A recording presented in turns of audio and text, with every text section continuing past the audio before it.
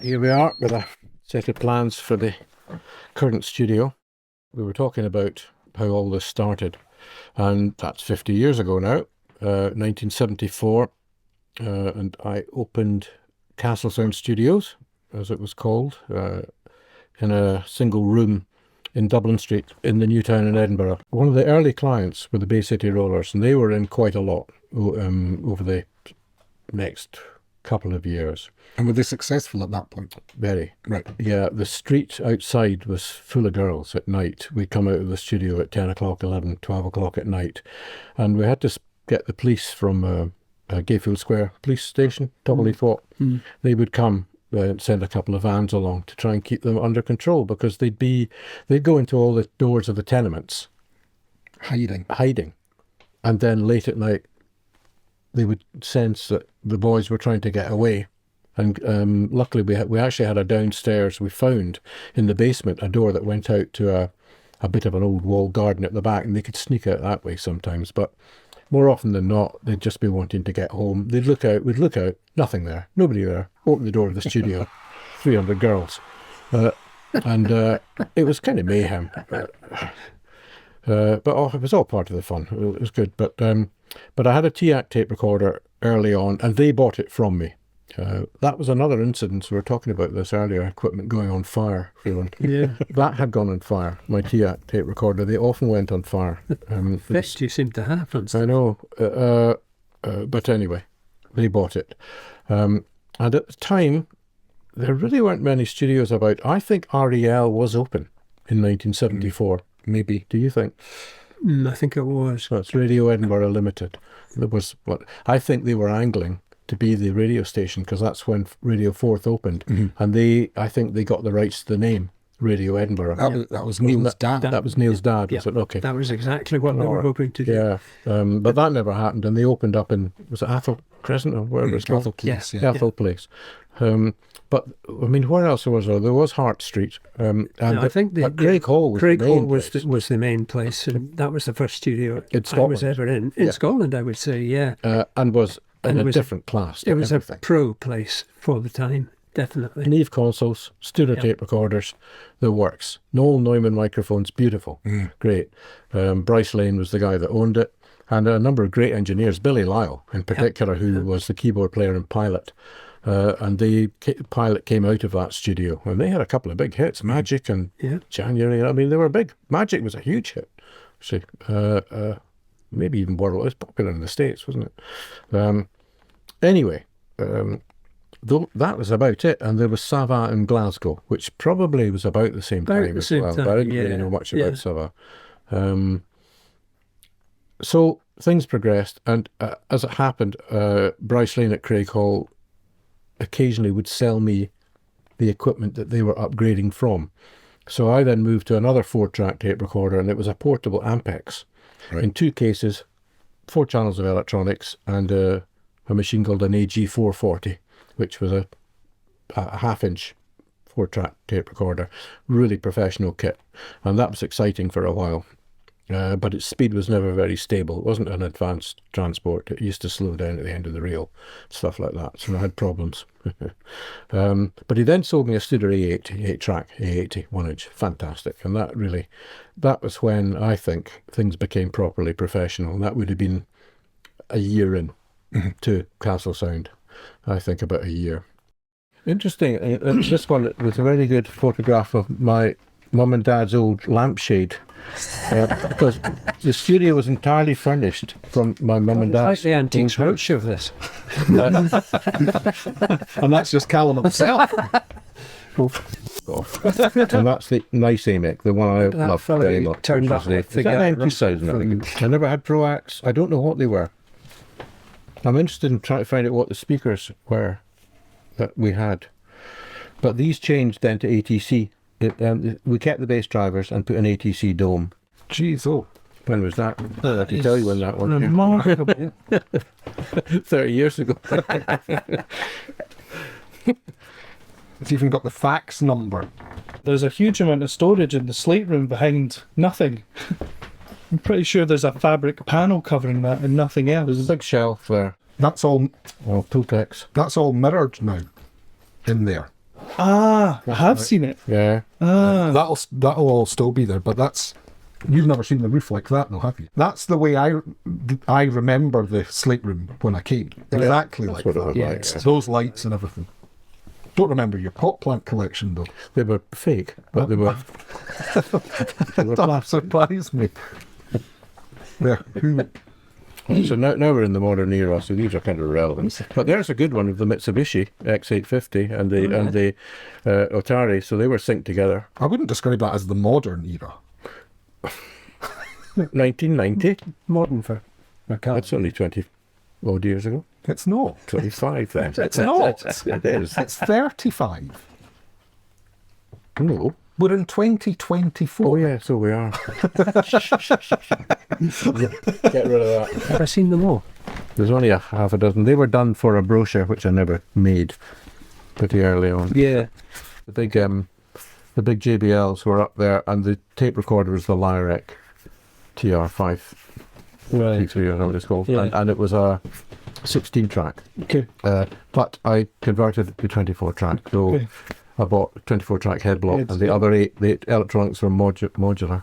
And like almost everyone who did that, this is the thing, you went from 16 track to 24 track, and everyone was so crestfallen at how crap 24 track sounded. Well, 16 track, of course, was tremendous compared to 4. Yeah. Oh, look at that. Nice. So that's nice. It's not entirely accurate, but I can remember. There's the drum booth. So here's the control room windows actually here. Mm-hmm. Well, yeah. You're looking down, so it's through there. They called it a piano trap. Is that right? Does that say piano Bass trap? trap. Yeah, but it... A round piano trap. Yeah. Yes. Hardwood boarding with Hessian line slots around piano trap. Okay. So the idea there was that you had your piano, I guess, facing that way, so that you wrapped it round there. Yeah. The whole idea was that it would take the sound from the other musicians and suck it in there and not reflect it, so you wouldn't get that problem. And it was quite clever. I never did it, but the idea being that if you had bass or whatever going on in here, you've then got your piano there, it's getting in towards the corner, and you get all that tubbiness happening from the spill from the other instruments because it's not skewed as well. Yeah. You get the bass drum in particular. You'd never be able to, it's still going to be subby. Oh, I know. Right, we all know. Quarry tiles, grouted and filled. So that was a raised floating floor on the original wooden floor. So that would have had a layer of styrofoam or whatever we used under it, or some sort of rubber thing. Yeah.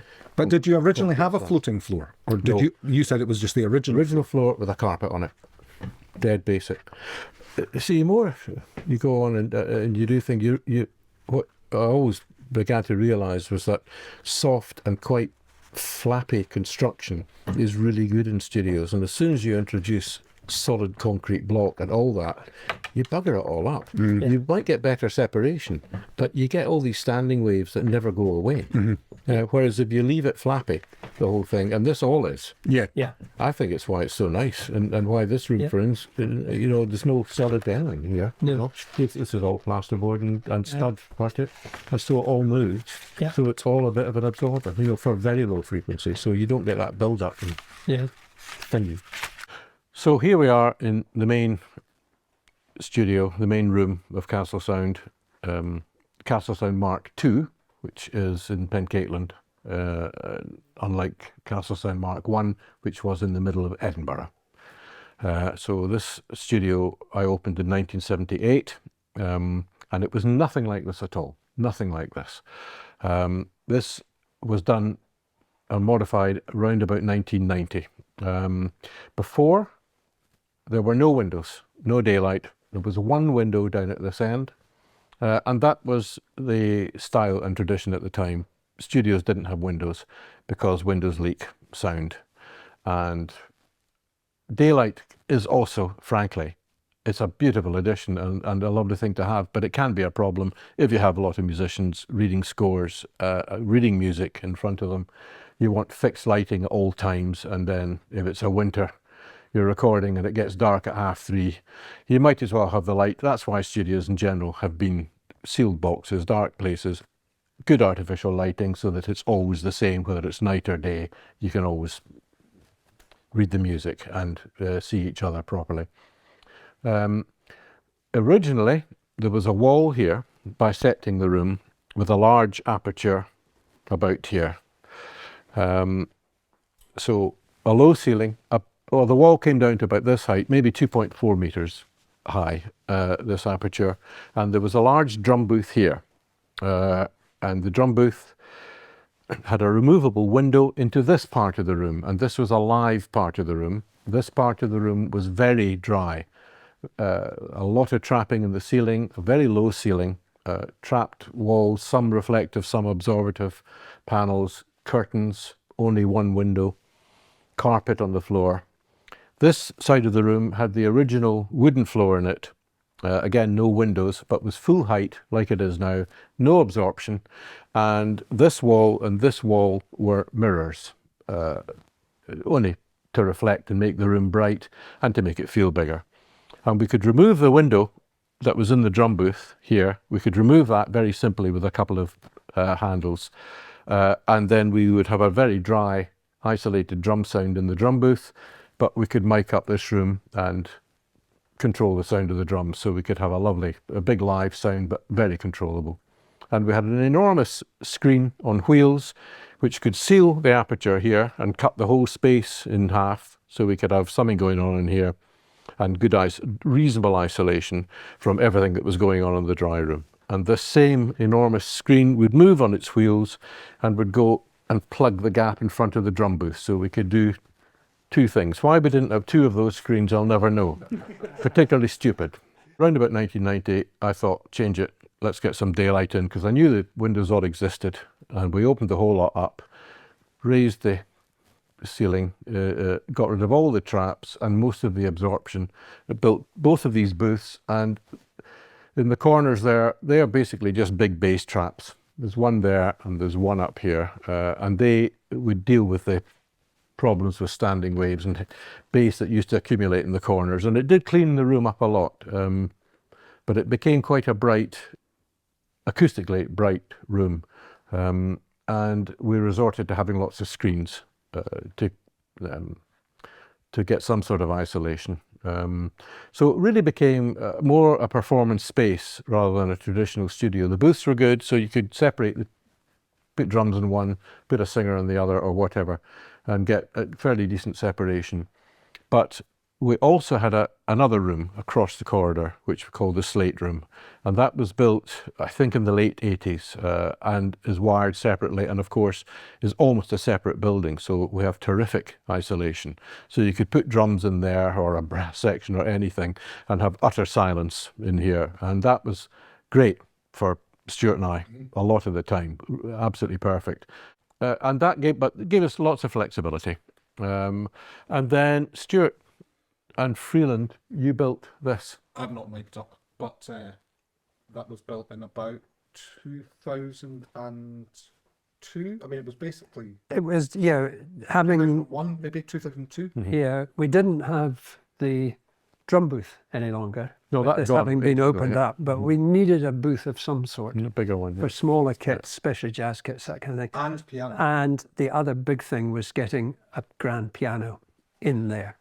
So we had to design a booth that would do that double job without interfering too badly with the sonic setup of the rest of the room. And I think it actually has worked pretty well. Works great. Oh yeah, it's good. If you want to put 16 strings in here, you can do it really comfortably. It's so often. And it's a lovely room for that. It's great for that. Or if you want an enormous drum sound, it's nice for that as well, but only that. Otherwise, yeah, it would be interesting to have a fourth booth. I think that would be. And you could do it there. You could maybe do it there. Yeah. Move a booth into a booth, but that's common enough. You can, yeah. Here we are in what has become known as the Slate Room. But this room, I thought, would make a good live room, in inverted commas. The big room is quite lively, of course, with its booths, but I felt we needed a... Bear in mind that at the time, the big room was divided, and was divided into two parts, basically a very dry space a lively space with the mirrors, which we talked about earlier, and a drum booth. So I wanted a room that could be used to get what at the time was quite a popular drum sound, pumped up, something you could compress and make enormous, and could be entirely separate from the rest. And it's essentially a separate building, because it is a separate building. If you looked at on the outside, in the corridor, there are some very lovely full-length windows, which was the external wall of the school originally. And that part has been added on. So this bit may be 200 years old, and the next bit was probably built 100 years after that. That's how it works. So this it was an ideal opportunity to turn into another studio and simple to link through. So that's what I did back then. And it's wood lined. It has gone through another significant change, but I'll let Garry explain all about that. The floor is just roofing slate. I think there might be a thistle. Thistle. I think it's under here. There it is. Yeah, it is. So if you see it from that angle, it's a thistle. There you go. Early 2000s, this room was basically killed down. So all of these traps were put in all of these wall absorbers, and the ceiling was trapped with bass traps in an effort to completely deaden this room down. And that coincided with the BBC leaving Queen Street and moving out here and doing a lot of radio drama and such like. So this room was repurposed acoustically for a lot of that work, which stayed here for at least 10 years, 10, 15 years. So with Freeland and Stuart, they did an awful lot of that. Completely changed the acoustic in here, and that was the next iteration of this. And then in 2014, we built my studio, Slate Room Studio, which is through here, and attached a booth and a control room, and then later a kitchen onto that. This studio is great for recording small bands, 3, 4, 5 players. We can get drums very comfortably in here. A singer or a double bassist in the booth.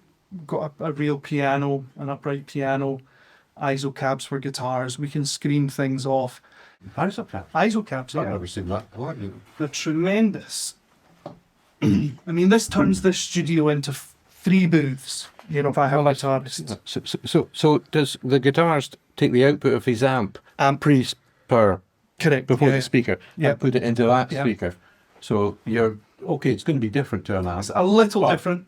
But you can, but then you adjust the amp itself and make it sound the way you want. And there's various. Those are vintage 30s. I've got those to match the Vox I've got. Okay. And I've got another couple of speakers, and there's various load boxes. These are 8 ohm. I've got load boxes that will take a 4 ohm or a 16 ohm and do all of that. There you go. So there's 2 of those, and those work fantastic. Right, and then when we get into overdubs, you lift the lid, and it's just a closed back speaker. Yeah. Effectively. Very good.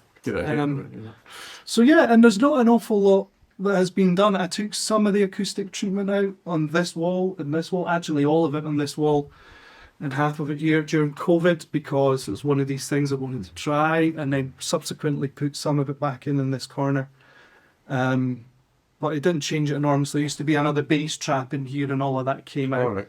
Just to open it up a little bit, and it helped, And of course, it's still connected to the main, to Studio 1, if you like, to the main Castle Sound. So Stuart can still use it. Yep. And you're completely independent through this wall. Yep. Able to use your booth. Yep. And mix and do other stuff. All of that stuff, yeah. And do you have tie lines through to the main studio? No. Okay. Okay. I mean, part of the beauty of Slate Room is that Castle Sound is over the corridor, and a lot of the records I make, I'll start there. Spend a week in Castle Sound. If it's using the grand piano for a bigger setup, and then can come into overdub world here or mixing stuff like that. So, and there's also a lot of things that Castle Sound's great for. There's been mentioned endlessly, strings, stuff like that. Of course, yeah. When the project wants a grand piano rather than upright piano, it's just over the corridor. And there's a lot of things that are mirrored in the 2 studios. The IOs are overlap in really Right, interesting ways. So you can just open a session and they'll route to the headphones and speakers and all of that stuff instantly. You thought about that. So it's really quick to just take a drive over, do Yeah. a 2 hour, Yeah. 3 hour session, and then head back over. Right. So, Really, that's Gary. I haven't really been much in here. It was nice to see it now. Such a, I mean, it's a lovely conversion and a nice progression. yeah, it's great. And as you said, it's like these walls are 60 or 80 centimetres thick. If this is on its own foundation. It's another building. Yeah, it really is. Bands like Big Country, Simple Minds, the Blue Nile, Prefab Sprout, Runrig. Nazareth, 3 albums, Runrig, God knows how many albums, and the 2 biggest ones. One was one number 1 UK hit album, or I'm certainly not sure. number 2, and maybe even The Big Wheel. That was a very high charting album, and all the other Runrig albums, all the folk music, Capercaillie, Low. That was later. That was later. Okay, that's now really, but Capercaillie. Help me out. Well, the 90s. It's a you were Material. moving more into folk. It's a Material. folk Yeah, things, yeah. did a good Yeah, album, that's right, nice yeah. album with It's a Material on the pop side. Okay. Into the 90s, when I started working here, there was what started as an underground movement but became really, really popular, of sort of fusing dance music with traditional music. And there were bands that aren't necessarily household names, but have been really influential on music in Scotland moving forward, like Shugal Nifty, a young chap called Martin Bennett, Oh, yeah, Martin. Mouth Music that we were talking about before. Mhm. And there was a real scene which was all being recorded in here, which sort of then started to feed down to sometimes more dancey things, sometimes more traditional things. And that was a great time, there was a real excitement, and they would be in here recording during the day, off to Edinburgh, where at that point there were lots of music venues playing probably all night, turning up here ill the next day. But just a great atmosphere in those years. There was that great era right at the beginning of the 80s as well, with a company called Postcard Records, and those were bands like Orange Juice, Aztec Camera, the Go-Betweens, which were a big Australian band, all in this room, Boots for Dancing, Restricted Code, bands that maybe were less, Joseph Kay, all on Postcard Records, or Pop Oral. Pop Oral was a record label run by a chap called Bob Last, who was a successful filmmaker as well. And then went on to manage the Human League. And then the Human League, yes. They were never here, the Human League, but Bob was their manager. So there was all that great kind of early 80s That was a proper scene as well, wasn't it, for a while? post-punk, yeah, a great scene. All these bands, they were. I really remember that well, and that sort of then moved into the Blue Nile era, which was maybe 1980. First time I worked with them was 1981, when we did a single, and then we did their first album. So that was all happening at the same time, along with bands like Runrig and Nazareth. It was amazing, actually. There was a real mixture, enormous mixture of music. The studio was, and all the folk stuff, which was great fun. Everything's so disparate, all the styles, lots of jazz. Yeah. Still like that today. Yeah. Claire Martin, Tommy Smith, Martin Taylor, all those albums. Stephen Grappelli, but I went and recorded him with Martin Taylor, did an album with him. I did, yes. Actually, me, and I've got a photograph. Stop banging your microphone. He bought it. He bought the album. I had a photograph. My wife never gave it to me. Cool. But so the scene was kind of mental. It really was. Yeah. There was so much stuff going on. We didn't really have much to do with the classical world at that time. But that developed later and became a bigger thing. But the whole era, era was great. And then we moved into who? REM? Well, REM came here. They were doing a world tour or something. They were the biggest selling band in the world at that time. And they did a concert on the Esplanade at Stirling Castle. And they had to re-record. It was for the film Man on the Moon. That's right. They had to re-record the lyric. I can't honestly remember. Yeah, well, no, the whole band were here. They set up as a band. So I think that it was like incidental music for the film as well as re-recording the vocals for but this shows you how it works. Somebody to do with REM had met somebody from Scotland in New York in a street and said, REM need to record in Scotland. Where did they go? Oh, go to Castle Sound. And that's how they arrived here. And they enjoyed it so much that they stayed for 3 days, I think. Can't remember. I spent my whole time telling the press that they weren't here and that they'd gone somewhere else, because I was inundated with that side of things, because most of our clients by then were people who were really well known in their own scenes, but these weren't national scenes. They were national, but they weren't chart scenes. So you were not having to deal with the press in that way. So REM arrived and absolutely mental. But we kept the press away. Until afterwards. They turned up after the fact, yeah. Which I think makes you just a bit of a bad journalist. I thought it was my efforts.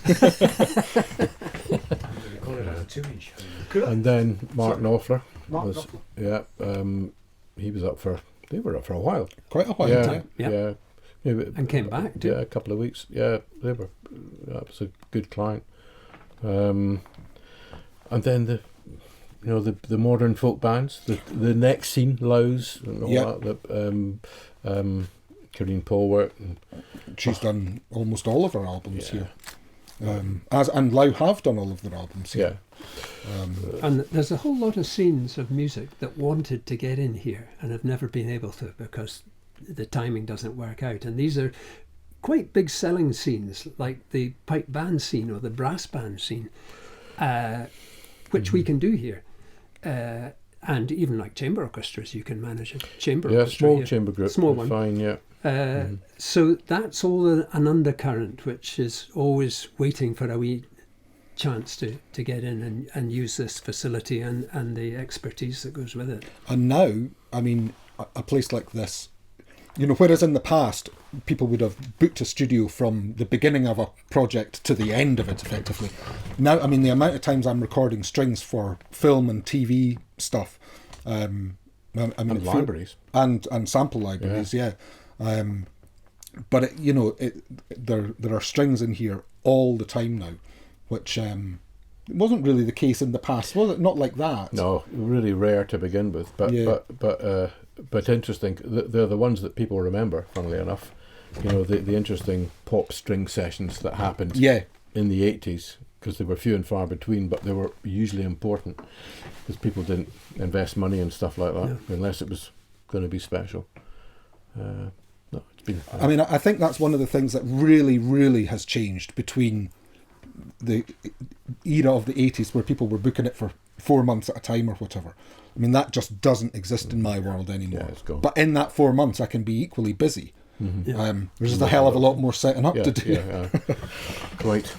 Yeah, because I mentioned the BBC and Radio Drama, and we've not only worked for them, but we've done radio drama for other independent companies and still do it.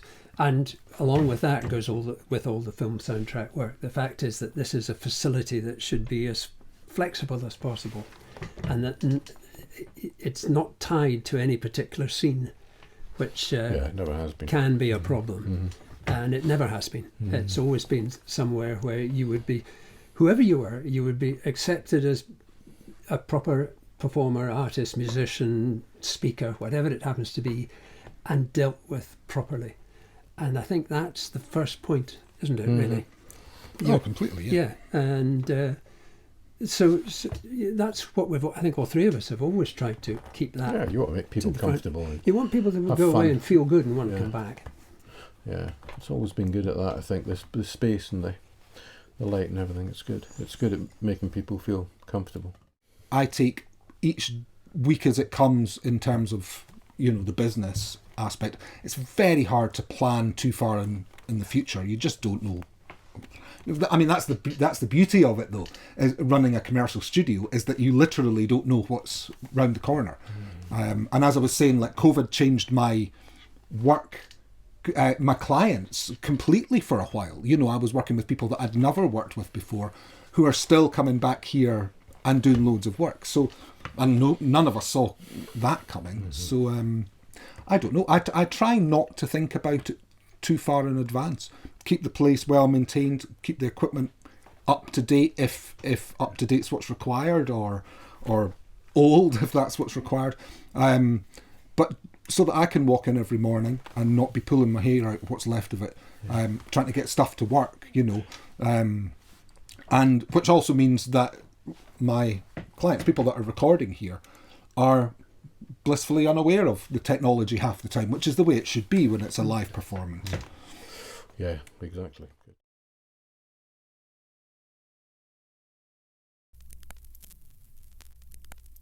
I started getting good clients, better clients. You must have been one of the earliest, Freeland, I think. What do you think? The thing I particularly remember, because I had been in Craighall before, but you, presumably because you were renting this room, you didn't bother with cable tracks through the wall or anything like that. The cables just ran through the door, and you kind of gently closed the door as much as you could. It was shut enough. Yeah, it was shut enough, and it did fine. So, and the 1 o'clock gun went off outside at 1 o'clock. But it was exciting. There weren't very many. No. And to get the chance to go in there was fantastic. It was actually a nice little space. It was good. We had a piano. Eventually, actually, I bought the piano, the nice Yamaha that I still have. That was in 1976, I thought. So we had a really nice piano after a while. And I mean, very few problems, considering it was right in the middle of Edinburgh. We had the only significant problem I can remember are the taxis coming up Dublin Street, because it was a steep hill at the top, and they stopped at the top. It wasn't the noise from the engines, it was the radios. And not everything was balanced in those days. So if you had unbalanced electronics, you could really quickly pick up a radio broadcast. And I do remember, now, Freeland, you might be able to help here. I think, was there a world champion piper called John McPherson at that time? I'm sure that was his name. John McFadden? No, I thought it was McPherson, but maybe you're right. I thought it was McPherson. World champion round about 1975 or 76. And Pete Kerr, the producer, Pete is the chap that produced Amazing Grace and sold 7 million copies in 1 week, etc. I think it was the fastest selling single ever at that time. He produced Amazing Grace with the Royal Scotch Dragoon Guards, and he did a lot of Scottish fiddle music, accordion music, all the bands, all the well-known bands at the time. He was the first successful Scottish music producer. Yeah, and I did dozens of albums with Pete, and it was big record companies. This was for Pi Records, which I think became Philips, did it? It was the same company.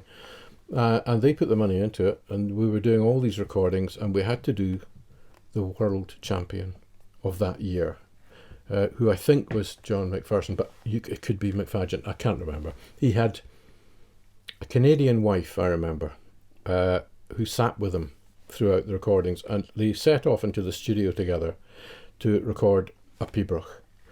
And halfway through this Pibroch, bearing in mind we're on tape here, and bagpipes are notoriously difficult to edit because you just hear it. You can't not hear it. It goes blip. So it's no good. You have to do things in one take.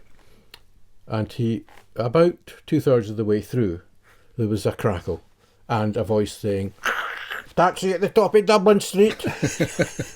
And I just froze, and Pete looked at me. And we just let it. We didn't do anything. We just kept on recording, wondering what to do and what to say. Yeah. And 5 minutes later, he got to the end of his Pibroch, 15 minutes of one hard bagpipe playing. He came into the control room, and his wife was crying, saying, "John will never play it like that again." And Pete said to John, says, "I'm afraid you're going to have to." Which he did. It was so... crestfallen doesn't cover it, really. No. Oh, jeez. Awful. Anyway, that was one of the problems of being in the middle of Edinburgh, with unbalanced and cheap equipment.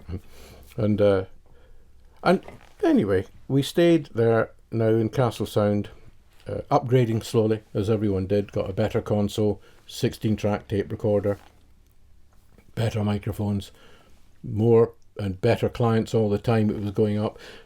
TV series for BBC and STV, lots of them would come through, and all the session musicians would come up from London and do it. So we had top-class players coming up.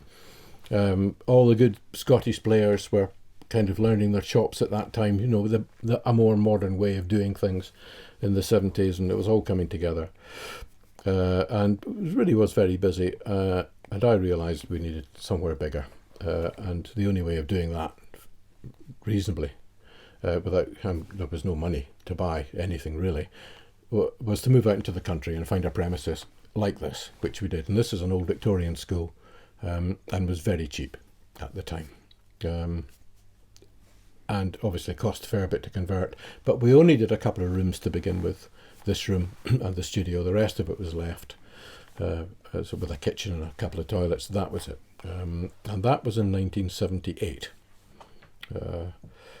And it kind of really began to take off after that. It was good. Good. Upgrading consoles again, more tape machines, so on, up to 24 track, then digital 32 track, blah blah. And I added a room at one point, which is the Slate Room through there, and it sort of set or stayed like that for years and years, with until I became interested in selling it, and Savah in Glasgow, Savah Studios, were interested in buying it, but that never came to fruition. Although there was a kind of, at one point, a time where Savah sort of rented the place, and I was doing a lot of location work, so I moved out of it, and they ran this place. And employed me. And employed Stuart. And Stuart, I knew you, of course, from REL. Vaguely. Yeah, vaguely. Through other, through mutual clients. Yes. And I thought I think I'd been out here a couple of times. I thought Stuart was particularly good. You played me an album, or I bought an album once, a Mouth Music record. Maybe their first one. I don't know. One. Was it the second one? Yeah.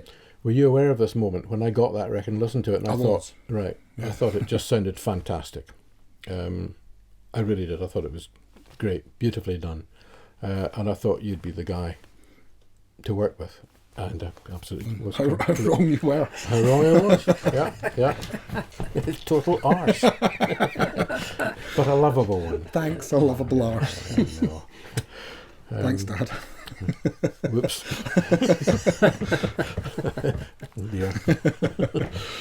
We got on very well, I think, and then you were interested. I wanted to sell after that. Well, you were in Los Angeles, I think, with the Blue Nile. Oh yeah, okay. And right. You'd come home, and we met each other walking along Princess Street.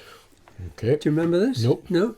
And I don't know if we just spoke or if we went for a pint or a coffee. Okay. But whatever it was, it was the most expensive moment of my life. All right. You obviously agreed to whatever. The result, after Yeah. quite a lot of toing and froing, was that I bought the studio from you. Okay, so it was then. But it was then. No, I but that must have been in, I don't know, 96, 97. 97. Yeah, it was. Yeah. Well, I know I was there. There was a bit of toing and froing. I was away over in that period. Yeah, 96. I was with them for a couple of months. Well, it must have been then that we first sort of spoke about it. And with my background as a musician and a producer, and Castle Sound in the 1980s was the place in Scotland and the north of England.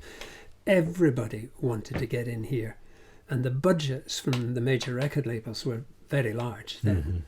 And so, the Simple Minds of this world, the big countries, whoever they happened to be, could come in here for 4 months, 3 months, whatever. Big bookings. Longer chunks of time. So good minnows who only wanted a few days or a week or 10 days could never get in. And Calum was brilliant, I remember it, accommodating all these requests that came flooding at him. And squeezing people in, and dividing the sessions up into sort of sensible blocks. But it was always my favourite place. There wasn't a place that was as good in every way, sonically and in terms of the feel of the building. So when I heard, having met Calum, that this place was, he was looking to offload it in some fashion. I was pretty interested, and but there was a crucial part of it all then, because I always thought the building's one thing and the equipment's something else, but the most important thing are the people that work there, because really good people will make mediocre music and mediocre equipment sound good. And I first met Stuart in a long time ago at REL Studios when you were maybe just starting. 1990 or something like that, I would think. You were about 16, I think. I would have been 18 then, unless did I meet you in Hart Street? I did, yeah. So I think it was I would Hart have been Street. about You were about 16 16, then. and then you. Well, I had a slight hand behind the scenes in getting you across to REL. Yeah, and I, like Calum, I thought this boy's can do the job, and not only all the technical stuff which you expect a top person to be able to do, but all the interaction with the different clients. And as a producer, you're looking at that all the time, aren't you? You want someone who knows when to crack a joke and knows when to back off. It's vital. And if you don't get that right, you're not going to get the best performances. So that was, you two were working just near Haddington, weren't you, at the time? Oh yeah, there was that issue. That For a period. year. Yeah, For for a about year. 1 year. Yeah, Even long, 18 months yeah, maybe? might have been. Yeah. But part of the sort of arrangement was to have Stuart on board as the house engineer here, because, well, the pair of you had an immense reputation separately, not just in Scotland, but much further afield. And there weren't, in my tenure, there weren't many people who I would trust to sit at that desk and run the studio. Obviously, these two were top of the list. And there were one or two others, like the late Robin Rankin from Glasgow. I heard he died recently. Yeah, That's I right. told you. terribly Yeah, sad. you did. That's really sad. Yeah, I liked Robin. He was a top-notch fellow in Excellent. every way. superb. But there were not many who you would put in here. There were any number who would want to come, as you can imagine, but there weren't many who were able to do it to a satisfactory point.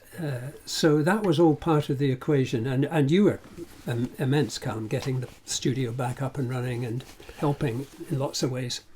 Yeah, that wasn't difficult really, because Well, it wasn't difficult for you, but you gave us the time, and it made a big difference to get it was get nice, the show nice back to get up it on the back road. up. That's the Yeah. thing, you know. It's, Well, you look at it, and this has been a national asset for Scotland since Calum set it up.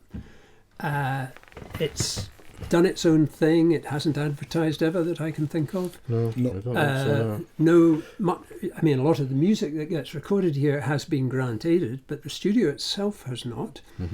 And that is quite an achievement, I think, to be able to get to this point as a national asset, because though the general public won't know about recording studios, anybody in the business of getting high-end recordings achieved, but doesn't want to go to London or further afield, this has been a vital cog, Yeah, along with it's one or useful. two others around the country, obviously. But I'd say that over the piece, we've always tried to have this up at the top of the tree Yeah, it's been consistently without good. blowing actually. off about it too Yeah. hard. And yeah, you're right, it's been very consistent. Yeah. So that's how I sort of arrived on the scene, having known these two for a very long time. And we had some interesting times, didn't we? Because first of all, it had to be put back together again. And then we had to decide, when digital was coming in big time, how we were going to do that as a commercial studio, rather than just what took our fancy, because we had to be able to interrelate with the industry worldwide. So that was it. And then we had the bank crash to cope with, which was interesting because we had a full diary, and within about 5 days we had nothing for 3 months. It just got wiped. And the second 3 months, I think we just had a handful of days, half a dozen or something. But we'd had a quiet time, and this is all about management rather than the technical side, but it's actually pretty important because I think it was 2003, the autumn maybe, or 4, I can't quite remember, but we had a really quiet time for no reason, just as you sometimes do, because there is a bit of feast and famine in bookings. And I remember thinking at the time, we're going to need to be ready for this because it's going to happen again. not foreseeing the bank crash, but foreseeing something that would happen. So I tried to get it arranged so that if it did happen, we'd be able to cope for a good few months and still be afloat at the end of it all.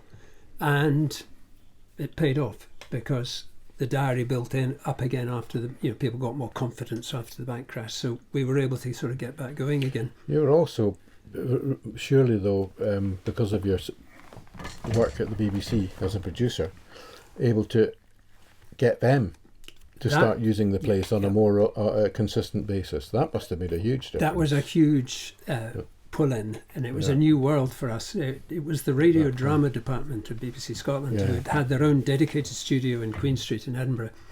And when the BBC closed that facility and sold it off, they moved everybody to Glasgow except the radio drama department. And this had reached me on the grapevine, and the department was run by somebody I knew, and I knew that we could work it here. And they had one or two really good people that worked for them on the technical side, and I did my utmost to encourage them to come here, and they did. And Stuart was brilliant in welcoming them in, and they were able to record inside. They could record outside here, which they couldn't do in their old studios. And we had them for 7 years.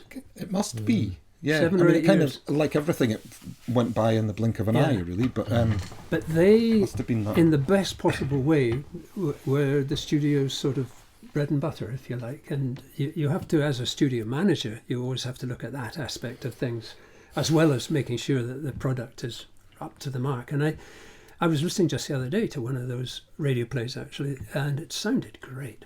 It really did. Yeah, that was an inspired move, I think.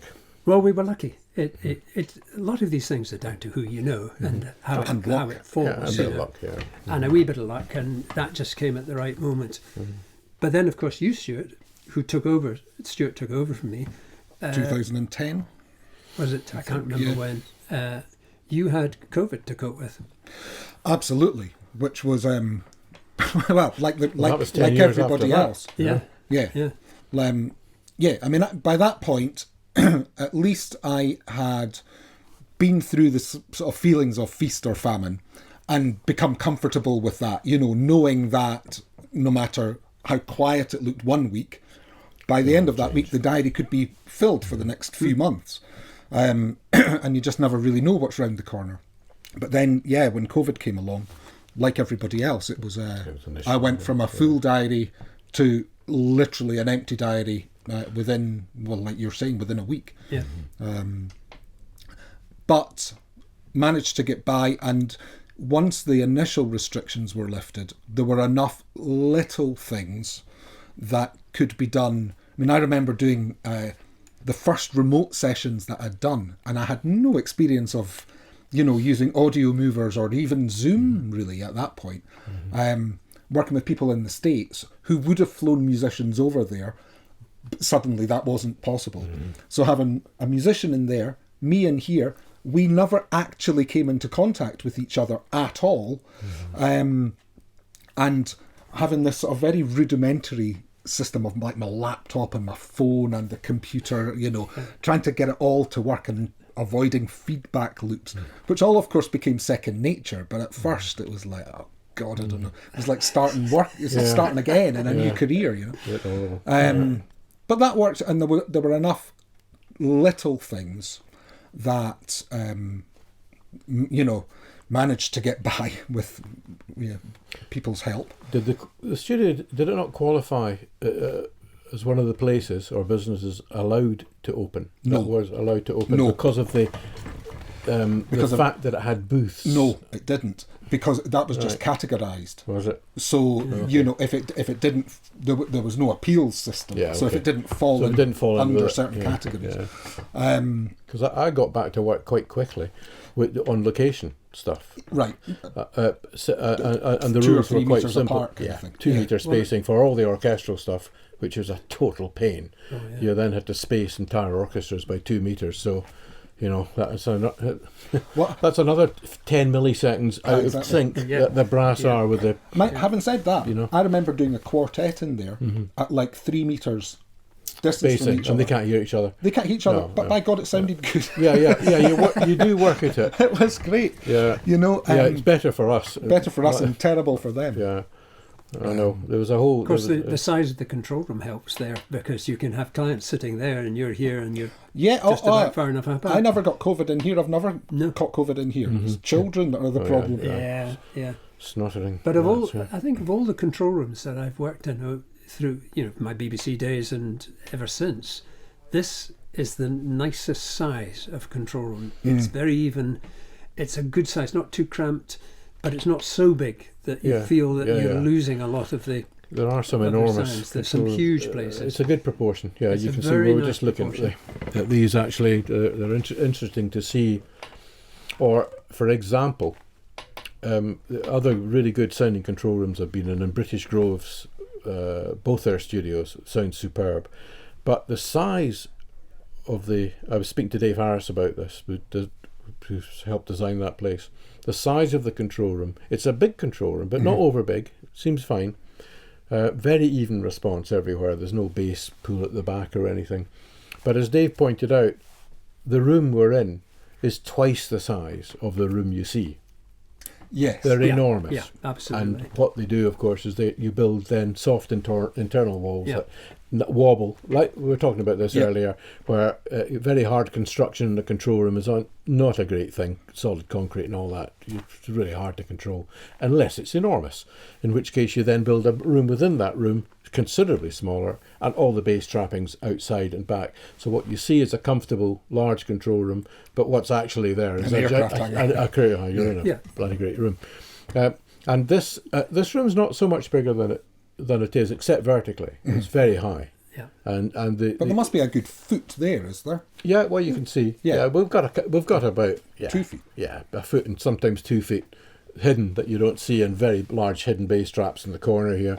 And the ceiling goes up another 2.5 meters. So you've got a lot of stuff going on up there, and that all helps. But it's very hard to get such an even response in a small room. It just is. It's very hard. I mean, you can do it and listen In fact, quietly. I remember when Mark Knopfler came here to do that Shot at Glory soundtrack. Oh yes, with yeah, Ali Shot at McCoy, Glory. and yeah, Ali he McCoy, was yeah. just getting his British Grove ideas into focus. Yeah, he was. And We were talking about it a lot at They were that talking time. about it a lot Yeah. with everybody he met. It was Yeah. very interesting. Yeah. I mean, To actually pass on. You were the main no, fount of knowledge, I think. Calum. we spoke a lot about that place together, and it is terrific. I mean, it would be my favourite studio. Full stop. If I'm going to London, there's nothing else like it. It's fabulous. It's a great string room. It's great for everything, and the way they've laid out the booths all the way round, facing into the main room, very nice. I remember very quiet. just sort of from my youth of Mark Knopfler on that recording, because I was sort of assisting you, I think, through Right. that. Okay. And expecting him to arrive with multiple guitars and multiple amps or whatever. One guitar, one amp. Right, that was Sounded it. exactly like Yeah, Mark Knopfler. yeah, I know, You know, it's what and it is. it was one of those sort of moments of realization where it's really not about the technology or the gear or whatever. It's You know, the playing. all in his fingers. He did, actually. There was a van load. Glenn Saggers, his guitar tech, brought up a van load of guitars. Because I remember I had to come out here late at night Well, he didn't to, use- I to think he let him only in. used one. Yeah. But he used one plugged into the desk. And Yeah, That's right. that was it. Oh, that's right. Yeah. It's quite funny. Yeah. And that was also one of my very first experiences of Pro Tools, I think, because did he not have a chap with him? Yeah. Guy. Fletcher, whose dad is Ted Fletcher, isn't it? Who designed Joe all Meek. the Joe Meek Yeah, that's right. compressors. Guy's great. He's a superb musician. He's very good anyway, and a good engineer too. A good all-round fellow. Lovely man. I like him.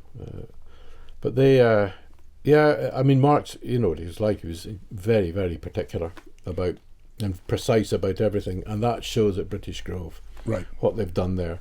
And the people they have behind the scenes, it's not just Dave Harris, but Graham. Can I speak to you, Mike? Yeah, the tech. Yeah. I forgot the surname. Okay, It's terrible, so really so embarrassing. Graham, who was one of the chief designers at Decca. Really? He's a Decca man. He designed that console that I had and did the M49 Decca mic. Right, yeah. That's him. So very interesting. Sorry, I I know. didn't realise that. Is this okay to interrupt? Yeah, yeah, Because then we can remember. And, yeah, you can edit, can you? I can. Can you I edit? use the scissors, yeah. Right. Anyway, so So, yeah, there you go. You know that if you go to British Grove, you see the precision and everything that he puts into a place like that. It's extraordinary, and of course, I mean, it requires an awful lot of money to do something like that. But I remember even discussing things like how do you mount the grand piano for moving it around, and little details like that, which actually make all the difference to the smooth and speedy running of a place. Yeah. Not to have a piano that needs 10 people to lift it. Well, you put a frame on the bottom of it and big wheels. Yeah, that's what we. Well, you that's what I need on mine. Yeah. Yeah. You just move. You can shift them around. But, I have to take a couple of hours off after I move the piano. to lie down. Be with you at midday. Yeah, yeah. But and here we are with that. You know what you've built up here, though, in particular, is a fantastic collection of not just outboard equipment, and you've kept the place very analog, which I think makes an enormous difference when you're recording. Not so much for mixing. No. Fair enough. Most of us, we just put our hands up and say we mix in the box now. Almost everyone. Yep. Mastering people are the same. It's done in the box. Yeah. The main reason is that being in the box is significantly better than it was 20 years ago. There's no comparison. It sounds good now, and time is money. And you can have a rack full of analog equipment, and it's all very well, but you have the client phoning up the following day to say, "Great, I love what you did, but can we change this, this, and this?" And you're back to bits of paper trying to line up the equipment manually and perfectly to the way it was, and it could be 2 weeks ago. Yeah. And other clients have been in. It's never going to happen. No. However, from a business point of view, the fact that everyone can now mix in the box arguably makes the outboard for recording even more It's important. a bit more exotic, and it's what you can offer. Yeah. There's the difference. But it also means that if somebody is an artist that's mixing it themselves, which happens, they can push up their virtual faders and it actually sounds it like... sounds good anyway. It's already a it's- record. yeah. And that's important. You're giving them a product from here that it doesn't have to be saved in any way. The quality is great. The sounds are what they want them to be. Exactly. They just need to balance it. So in some ways it's become even more important, arguably, that side of things, because the rest of the business has changed so much. Definitely. You're trying to record a sound with as little interference as possible, aren't you? And Or as much interference, actually, yeah, but if the it's right needed. interference. Yeah, Yeah, if it's You know, needed. you've got the good equalizers, compressors, everything you can here. do all that. You can do it, and they've then got that to play with. Yeah. And you can't. Yeah, you could have a MacBook Pro Oh, of course. and a pair of speakers, and there are lots of studios like that. I see them, and they look very sparse and glamorous, and they've got good speakers, but that's kind of it. And I can't help thinking that if I was paying a significant amount of money, and then all you're paying for are some soundproof rooms, maybe, or a decent room, and maybe a piano. You've got the equipment. You're basically recording with what you could have in your front room. Yeah. And it's a wee bit, it's nice to have two U67s, two M49s. Totally. All the microphones that are unaffordable for people. You've invested in that. Unaffordable for me. Well, exactly. That's right. Too. Oh, I know. That's why I've not eaten. Tell me about it. For 10 years. And it still makes a big difference, that. I Huge difference. I still walk into concert rooms or concert halls with a pair of U67s to put in a certain place, and they all actually, the musicians look up and go, "Oh, it's one of those again. You used that last year, didn't you?" I said, "Yeah, I did." I said, "Oh, my whatever, it sounded fantastic." Yeah. Because whether it did or not, it's sort of irrelevant. Some of it is psychological. They see these things and they know you're taking care, and you've brought something special. And they see you're making the effort to do that, and maybe that's part of the whole thing. It's hard to know, but there are definitely times when there's nothing else I'd put up but like a Decca 49 or something like that, or one of your M49s in front of a girl singer, and it will just shine. It will be so good. Yeah. It just does. A great microphone. It's one of the very few things now that makes a difference. A huge difference. I love that about it. Yeah. It's that's where the value is for me coming into a place, and that's where it's great. You go to British Grove and they have an extraordinary range of microphones. That's where I first came across the Decca 49. They've got 2 of them in there, or maybe more than 2. And you know, you learn about that stuff when you go to places. It's very exciting to learn new and find new tools, because there's a blizzard of stuff out there now. You look at these websites like Vintage King or Marked, or the list of stuff, and replicas of almost everything are available now, whether the cheap Chinese ones or the replicas. But they are replicas, and you know, if you've got the real thing, it's killer. It's great. Because you've tried a lot of these replicas as well. I'm sure quite a few. Yeah, 1 or 2 are okay. Most of them are ho hum. You know, give me a 58 or a 57, and I'm happy. Bang it up there. Can't beat them.